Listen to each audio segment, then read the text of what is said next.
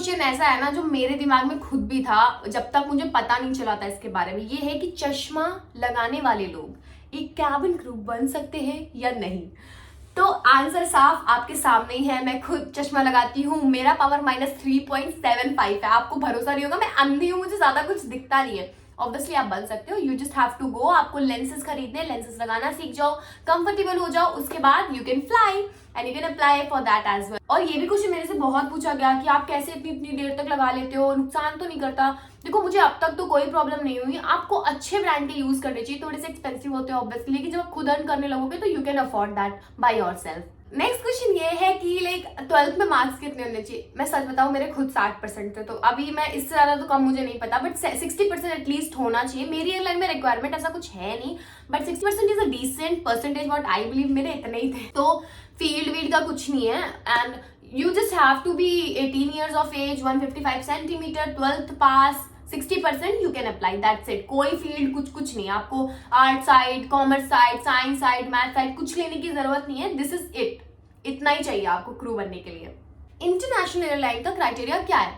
तो देखो अभी मैं भी ट्राई कर रही हूँ, देखूंगी कैसे अप्लाई करना है कैसे नहीं, तो मैं भी उस फेज में हूँ, बट अभी तो मैं ही नहीं सीख पाई हूँ वो चीज। मैं जब इंटरनेशनल क्रू बन जाऊंगी डेफिनेटली मैं आपको सब बता दूंगी। क्राइटेरिया यही है that your height should be 161 centimetre, your communication skills should be good, your interview skills should be good, how you communicate, how you put your thoughts, views, point of view in front of others, it should be really good, you should be good in debates as well. All these things matter a lot and इसके लिए सच में बहुत time लगता है। मैं कुछ नहीं बोलूंगी कि आप 6 महीने में बन सकते हो, 1 महीने में बन सकते हो, ऐसा कुछ। सच बात यही है that it takes a lot of time to become a international cabin crew rather than becoming a domestic cabin crew, because domestic में हिंदी इंग्लिश दोनों चलता है, तो एक बेनिफिट ऑफ डाउट रहता है that you can become, but international में no, you have to be really professional, you should have a experience as well. तो ये सब चीजें बहुत मैटर करती है and I am also learning all these things so that मैं भी अप्लाई कर सकूं, और मैं जिस दिन बन जाऊंगी मैं आप लोगों के साथ शेयर करूंगी। और हाँ, जो लोग इनसिक्योर है ना अपने स्कार को लेकर या फिर अपने एक्ने को लेकर, तो मैं आपको बताती हूँ, मैं थोड़ा कैमरे के पास हो जाती हूँ तो कि आप भी मेरा एक्ने स्कार देख पाओ। लोगों को नहीं पता कि मेरे फेस पे स्कार कहाँ है, तो आज मैं दिखाई देती हूँ। Can you see these scar, these acne? ये मेरे हार्मोनल एक्ने है, बट ये स्कार जो देख रहे हो ना, ये डार्कनेस, ये बहुत मैटर करती थी क्योंकि छुपता नहीं है मेकअप से। दिस स्कार, ठीक है, एंड दिस थिंग। सो आप लोगों ने देखा ना कि मेरे फेस पे यहाँ पे स्कार है, चार स्कार है, ठीक है, और एक्ने भी है ही। जब मैं इंटरव्यू के लिए गई थी तब एक्ने नहीं था, बट या अगर आप डॉक्टर से कंसल्ट कर रहे हो और इंटरव्यू में ये उन्हें बताते हो, एटलीस्ट मेरी एयरलाइन में, तो दे विल टेक यू। और स्कार है तो वो छुप सकता है, नहीं छुप सकता, वो मैटर नहीं करता, but how you are presenting yourself over there with the scar, with that confidence, they will definitely take you. That happened in my case. मेरे को यहाँ पे बर्थ मार्क भी आपने मेरे शॉर्ट्स में देखा ही होगा, तो मुझे उसमें भी ले लिया था ना, मैंने हाइड नहीं किया था क्योंकि वो मेकअप टिकता ही नहीं है वहाँ पे। शर्ट से पूछ गया था तो उन्होंने देख लिया था, बट उन्होंने कुछ भी नहीं बोला, शी जस्ट आस्क्ड मी। तो मैंने कॉन्फिडेंटली बोल दिया, ma'am I can not do anything about the scar because अब ये बचपन में हुआ था, मैं कैसे कुछ कर सकती हूँ, बट मुझे लगा था मैं रिजेक्ट हो जाऊंगी, बट नहीं हुई, मैं सेलेक्ट हो गई। नेक्स्ट क्वेश्चन ये है that what is salary of cabin crew? So cabin crew की सैलरी देखो बहुत डिफरेंट होती है, बट आपको किसी की सैलरी नहीं पूछनी चाहिए, मैं आपको बता देती हूँ। वैसे एक बेसिक आवर्स होते हैं, ठीक है, आपको उतने आवर्स 1 महीने में फ्लाई करने और उसका उतना अमाउंट आपको मिलेगा। लेकिन अगर आप उसके ज्यादा आवर्स फ्लाई करोगे तो उसका ज्यादा पैसा मिलेगा। जैसे हम 50 आवर्स फ्लाई करेंगे मिनिमम, ठीक है, और अगर मैंने 50 से ज्यादा किया तो मुझे उसका अलग पैसा मिलेगा। हमें इंटरनेशनल और डोमेस्टिक लेवर्स पे जब हम जाते हैं तो हमें उसका अलग पैसा मिलता है, और नाइट आर्ट्स का अलग पैसा मिलता है। दीज थिंग्स इंक्लूड्स, और अच्छी सैलरी बन जाती है, you can live your life peacefully and you can support your family as well. किसी ने मेरे से पूछा है कि क्या आपकी सैलरी 10,000 रुपए हर साल बढ़ती है? यार काश ऐसा होता, मतलब ऐसा कुछ नहीं होता, वो इंक्रीज होता है बट इतना ज्यादा नहीं, अदरवाइज तो बहुत अमीर हो जाए फिर हम लोग।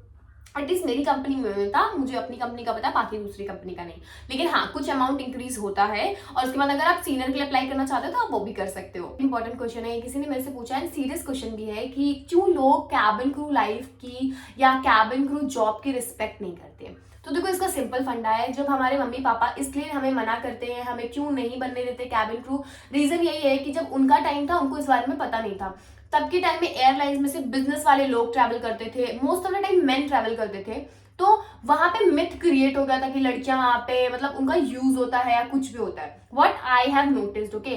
बट मेरे पापा और मम्मी के केस में ऐसा नहीं हुआ, क्योंकि उनको इस बारे में कुछ पता ही नहीं था, बिकॉज हम लोग जहाँ से बिलोंग करते हैं वो बहुत छोटी सिटी है, तो वहां पे इतना पता नहीं था इसके बारे में और इतना कुछ मिथ भी नहीं था। तो मैं डायरेक्टली गई, मैंने पापा को बताया, आई डोंट नो उनके दिमाग में क्या आया क्या नहीं आया, बट उन्होंने मेरे को बिल्कुल मना नहीं किया, ठीक है। उन्होंने बोला ठीक है जो करना है करो, और मैंने अप्लाई कर दिया। और अगर आपको अपने पेरेंट्स को कन्विंस करना है तो यार मेरी वीडियोस दिखा दो, मैं तो बना ही रही हूँ, आप दिखा सकते हो उनको कि कितनी टफ लाइफ होती है वहां पे, ऐसा कुछ नहीं होता। और हर जॉब का अच्छा और बुरा दोनों होता है, सिर्फ कैबिन क्रू लाइफ का नहीं होता। तो मेरे साथ तो आज तक कुछ बुरा नहीं हुआ और मैं अच्छी सी लाइफ भी जी रही हूँ, अपने आप को फाइनेंशियली इंडिपेंडेंट भी कर लिया है, तो आप भी कर सकते हो। और अगर आपके मम्मी पापा नहीं मान रहे तो मेरी वीडियोस दिखा दो। मैंने ना एक वीडियो में ये बोला था दैट मैं फ्लाइट का खाना नहीं खाती, अच्छा नहीं होता, तो किसी ने उस पर कमेंट किया था ये खुद तो फ्लाइट का खाना खाती नहीं है और हमें पैसेंजर्स को खिलाती है। तो भैया जी ऐसा कुछ भी नहीं है, फ्लाइट का खाना अच्छा इसलिए नहीं है क्योंकि आप जब प्रेशराइज कैबिन में रहते हो तो आपकी बॉडी का मेटाबॉलिज्म रेट, जो खाना पचाता है और आपको पतला रखता है, ज्यादा मोटा नहीं होने देता, वो कम हो जाता है। और मेरे साथ यही हुआ था। I was always a skinny person. So when I started flying after 3 months, I started gaining a lot of weight. That was 7 kgs. I got worried. I went on Google. I searched about it. Then I got to know कि cabin pressurized में आपका metabolism rate decrease हो जाता है। That's why मैंने flight का खाना खाना छोड़ दिया, क्योंकि फ्लाइट पे आप जो खाना आता है न्यूट्रिशियस नहीं होता। वो टेस्टी जरूर होता है क्योंकि ऑब्वियसली उसे इस तरह बनाया जाता है, बट न्यूट्रिशियस नहीं होता।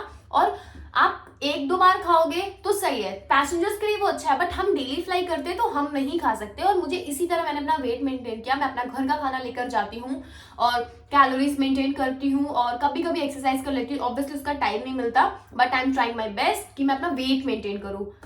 Last but not the least, makeup airline provide करती है? नहीं, वो सिर्फ हमें मेकअप लुक प्रोवाइड करते हैं। या दिस इज सो ट्रू यार, वो हमें ना सिर्फ मेकअप लुक प्रोवाइड करते हैं, that this is the makeup you have to buy and this is how you have to do it on your face.